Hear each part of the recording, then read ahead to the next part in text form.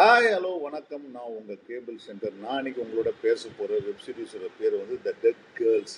இந்த dead girls கதை வந்து பார்த்திங்கன்னா 1960களில் வந்து மெக்சிகோவில் அங்கே வந்து பிராத்தல் பண்ணிட்டு இருந்த இரண்டு அக்கா சகோதரிகள் தொடர்ந்து பல கொலைகள் செய்ததுக்கான ஒரு கேஸில் மாட்டி அவங்க வந்து அவங்கள பற்றின ஒரு கதை ரியலாக நடந்த கதையில் கொஞ்சம் ஃபிக்ஷனே சேர்த்து தந்துருக்காங்க. இந்த 1960களில் இந்த படத்தோட கதை, இந்த சீரீஸோட கதை என்னன்னா 1960களில் மெக்சிகோவில் அர்காங்லா செபரினா அப்படின்னு ரெண்டு சகோதரிகள். இவங்க ரெண்டு பேருமே வந்து அன்னைக்கு இருக்கிற சுதந்திரங்களை வைத்து நிறைய பிராத்தல் ஹவுசஸ் நடத்துகிறாங்க. பிராத்தல் ஹவுசஸ் நடத்துகிறாங்க.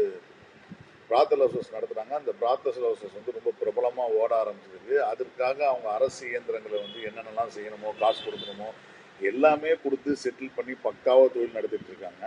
இதில் வந்து ஒரு ஒரு அர்காங்கலா கேரக்டர் வந்து பெரிய அக்கா, அவங்க வந்து ஒரு இம்பல்சிவான ஒரு படபடப்பான ஒரு கேரக்டர். அந்த கேரக்டர் ஆர்கே செம்மையாக பண்ணியிருக்காங்க. கேரக்டர் எதை பற்றி, யாரை பற்றி, எவ்வளோ பற்றி, அதான் நான் தான் காசு கொடுக்குறேங்களா, நீ என்ன பெரிய இவனா அப்படின்ற மாதிரியான விஷயத்த வந்து பேசக்கூடிய ஒரு ஆள். செவரினா வந்து பார்த்திங்கன்னா ரொம்ப அழகான ஒரு பெண். அவங்களுக்கு வந்து ஒரு காதல் இருக்குது. அவங்க இந்த தொழில் செஞ்சாலும் அந்த காதல் இருக்குது. அந்த காதலனை தக்க வைக்கிறதுக்கான பல விஷயங்களை வந்து முயற்சி பண்ணி அவனை எப்படியாவது அவங்கக்கிட்ட நடக்கக்கூடிய நல்ல விஷயங்கள், கெட்ட விஷயங்கள்லாம் சேர்த்து வச்சுக்கிட்டு அதனால் உன்னை போலீஸில் மாட்டுவேன்னு சொல்லிட்டு போலீஸை வச்சு காசு கொடுத்து மிரட்டி அவனை தன்னை விட்டு பிரியாமல் பார்த்துக்கிறாங்க. அவன் இதுக்கு முன்னாடி 2 வாட்டி பிரிஞ்சு போயிருந்தாலும் 3வது வாட்டி திருப்பி வந்திருக்கிறான். இந்த வாட்டி அவனை பிரியவே கூடாத அளவுக்கு பயங்கரமான காதல். அவங்க 2 பேருக்குள்ள செக்ஷுவலாகவும் பார்த்தீங்கன்னா பயங்கரமான ஒரு இன்ட்ரெஸ்ட் இருக்கிற ஆட்கள், ஒருத்தர் மேலே ஒருத்தர் வந்து செக்ஷுவலாக இருக்கிற இன்ட்ரெஸ்ட் இருக்கிற ஆட்கள்.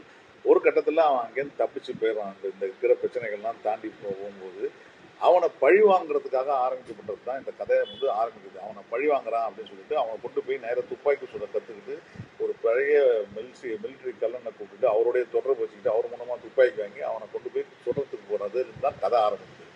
இது இந்த மாதிரி ரிவெஞ்சிலேருந்து கதை ஆரம்பிக்கப்பட்டதுன்னா அவருடைய காதலனை வந்து அவன் எங்கே இருந்தாலும் வந்து நல்லா வாழக்கூடாது, அவனை காலி பண்ணணும்னு முடிவு பண்ண ஆரம்பிச்சதில் அவன் தப்பிச்சு முளைச்சிடுறான். அவன் ஒரு கம்ப்ளைண்ட் கொடுக்குறான், இந்த மாதிரி என்னை கொலை பண்ண முயற்சி பண்ணது செவரினா தான் அப்படின்னு.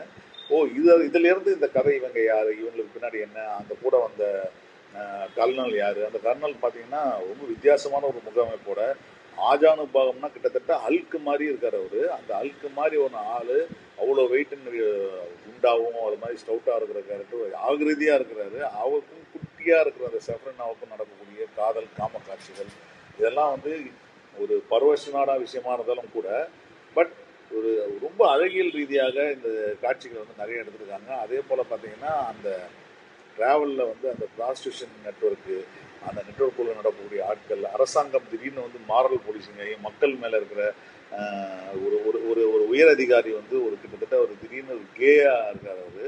அது ஒரு வெளிப்படையாக அதை வந்து ஒரு ஒரு பிராத்தல் ஓப்பனிங் பார்ட்டியில் பார்க்கும்போது அவரை அவமானப்படுத்தினதுனால அவரோட மனசில் ஒரு வஞ்சை வச்சுக்கிட்டு இருக்கிற எல்லா பிராத்தலையும் மூடணும்னு சொல்லிட்டு மொத்தமாக மாரல் போலீசிங் பண்ணி மக்களுக்காக சேவை பண்ணணும், மக்கள் வந்து மினரல் டிசீஸ்னால பாதிக்கப்படுறாங்க, இதை ஒழிக்கணும்னு சொல்லிட்டு ஒழிக்கிறதுல இவங்களுக்கு மொத்த வியாபாரம் போயிடுது. இவங்க பல கொலைகள் செய்யப்பட்டதாக சொல்லக்கூடிய விஷயங்கள் எல்லாமே வந்து கொலைகளாகவே இல்லை, அது வந்து ஒரு சர்ச்சையலாக நிறைய விஷயங்கள் நடக்குது. அந்த நிறைய விஷயங்கள் வந்து இவங்க மறைக்க வேண்டிய கட்டாயத்தில் அது கொலையாக மாறிடுது, கொலையாக மாற வேண்டிய கட்டாயம் ஆயிடுது. ஸோ எல்லாம் ஒரு சைடில் வந்து நிற்கும்போது அவங்க எப்படி வந்து கொலை குற்றவாளாக ஆக்கினார்கள், எப்படி வந்து ஒரு பத்திரிகை எல்லாம் சேர்ந்து ஒரு 8 பேரை கொலை பண்ணவங்க வந்து 100 பேரை கொலை பண்ணாங்க சொல்ல முடியுன்ற விஷயம், அதற்கு பின்னாடி இருக்க அன்றைய பாலிடிக்ஸு, இது எல்லாமே ரொம்ப சுவாரஸ்யமாக நான் லீனியரில் அங்கெங்கேயும் போயிட்டு வந்து கரெக்டாக வந்து சொல்லியிருக்காங்க இந்த கதையை. இந்த கதையில் சஃப்ரினா கேரக்டர் நடித்தவங்களும் சரி, அவங்க அர்காங்கலா கேரக்டர் நடித்தவங்களும் சரி அட்டகாசமாக நடிச்சிருக்கிறாங்க. எல்லா கேரக்டருக்குமே ஒரு சின்னதாக ஒரு ஒரு சின்ன ஒரு கேரக்டர் ஆர்க் இருக்குது. அந்த கேரக்டர் ஆர்க் வந்து ரொம்ப இன்ட்ரெஸ்டிங்காக இருக்குன்னு சொன்னதில் எல்லாமே. இது எல்லாத்தையும் தாண்டி இந்த சீரியஸ் வந்து ஒரு 7 எபிசோடு தான் போகுது. இந்த 7 எபிசோடும் கதை முடியும் போது கிளைமேக்ஸில் வந்து ஒரு கோர்ட் சீன் இருக்குது. கோர்ட்டில் வந்து ஒவ்வொருத்தராக சாட்சி சொல்கிறதும், இவங்களுக்கு எதிராக அவங்க வளர்த்த ப்ராஸ்டியூட்ஸ் இருக்காங்களே அவங்க எல்லாரும் இவங்களுக்கு எதிராக மாறுறதும், இவங்க செய்த செயல்கள் எல்லாமே சேர்ந்து இவங்க எப்படி மாறுறதும், அதில் வந்து ஒரு கேரக்டர் ஒன்று சூப்பராக இருக்குது. அது வந்து ஒரு அடியாள் மாதிரி கேரக்டர். அந்த டீமுக்கே அவர் தான் எல்லாமே, ரைட் ஹேண்ட் லெஃப்ட் ஹேண்ட் எல்லாமே, அடிதடி வெட்டு குத்து எல்லாத்துக்கும் வந்து அவர் தான் முட்டாள்தனமாக முரட்டுத்தனமாக போகக்கூடிய கேரக்டர். இப்போ கிளைமேக்ஸில் வந்து பார்த்தீங்கன்னா ஒரு சீனில் வந்து அவங்க எல்லாரும் அரெஸ்ட் பண்ணிடுவாங்க. இவனை யாருமே சேர்த்துக்கல. இப்போ எப்படி டிவிக்கால இருக்கிற பல தலைவர்கள் அவங்க தேராட்டா கூட மறைஞ்சிட்டு ஒளிஞ்சிட்டு இருக்காங்கல்ல, அந்த மாதிரி இல்லாமல் அவர் வந்து நீங்கள் வந்து இவங்களோட அசிஸ்டன்ட் நானே என்னையும் நானும் அரெஸ்ட் பண்ணணும்னு சொல்லிட்டு அவரே வந்து ஜெயிலில் உட்காந்துப்பாரு. அப்படிப்பட்ட ஒரு இன்ட்ரெஸ்டிங்கான கேரக்டர் இருக்குது. இந்த மாதிரி பல விஷயங்கள் வந்து இந்த சீரீஸில் இருக்குது. இந்த சீரீஸ் அடல்ட் சீரியஸ் நிச்சயமாக வந்து குடும்பத்தோட பார்க்கறதுலாம் கிடையாது. ஏன்டா குடும்பத்தோட பார்க்க போறீங்கன்னு கேட்கக்கூடாது எங்கிட்ட. ஏன்னா நிஜமாவே ஓடிடின்றது வந்து ஒவ்வொருத்தர் தனிப்பட்ட ரசனைக்கும் அவங்களுக்கும் லாகின் கொடுத்து அவங்களுக்கும் பாஸ்வேர்டு கொடுத்து பார்க்கக்கூடிய விஷயமா இருக்கிறதுனால ஏன்டா குடும்பமாக உட்காந்து பார்க்க போறேன்னு கேட்கறது இல்லை. ஆனால் நம்ம ஊரில் எல்லாம் சொல்லுவாங்க இது குடும்பத்தோட பார்க்கக்கூடிய சீரியஸாக. நம்ம குடும்பத்தோட பார்க்கக்கூடியது எதுவுமே கிடையாது. இது வந்து எல்லாரும் அவங்களுக்கு தனித்தனி மொபைல் வந்துருச்சு, தனித்தனி விஷயங்கள் வந்துருச்சு, அது மூலமாக பார்த்துப்பாங்க. ஸோ இது நெட்ஃப்ளிக்ஸில் வந்திருக்கு. பார்த்துட்டு உங்கள் கருத்தை சொல்லுங்கள். நன்றி, வணக்கம்.